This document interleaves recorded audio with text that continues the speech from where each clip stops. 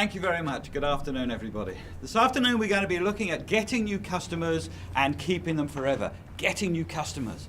Most important part of being a salesperson is to get your new customers, and then of course to hang on to them. And we're going to be looking at those two issues here today. Before we get into that though, I need to ask you a question. How many salespeople have we got in the room? Show of hands if you're a salesperson, please. Whoa, whoa. Okay, hundreds of us. Okay, great. I love working with salespeople. I really do. Salespeople are so exciting.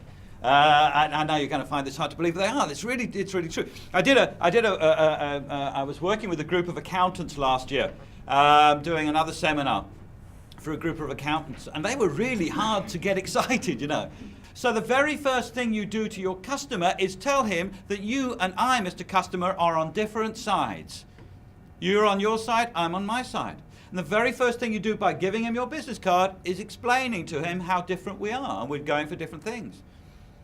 I went to a party once, and I met this guy at a party, and I was chatting to him, nice fellow, and I said to him, what do you do for a living? Because that's the sort of thing you ask at parties, isn't it? Because you need to know what they do for a living before you can decide whether to talk down to him or not, you know. So I said to him, well, what do you do for a living? He said, I buy insurance. And I said, you buy insurance? That's interesting. What does somebody do all day that buys insurance? He says, do you know what I do? I hunt around for the best insurance deals, and then I buy them for my customers. He's actually an insurance salesman, in actual fact. But you see, he sees his job from the perspective of the way in which the customers would like to see him do it. He's an insurance buyer because that's what his customers want him to do, hunt around for the best insurance deals for his customers. So what do you do for a living? Nice thing about calling yourself an insurance buyer instead of an insurance salesman is that you, at parties, if you're an insurance salesman, you get very short conversations. Have you noticed?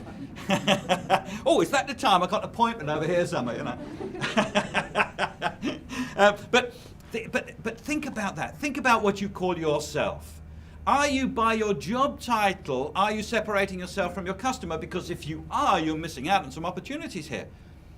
What else could you call yourself? Instead of being a customer representative, instead of being a sales representative, what about a customer representative? Or perhaps a client solutions provider. It's a bit of a mouthful, but 2 or 3 companies that I've worked with now using that client solutions provider. It has a kind of ring to it, apparently.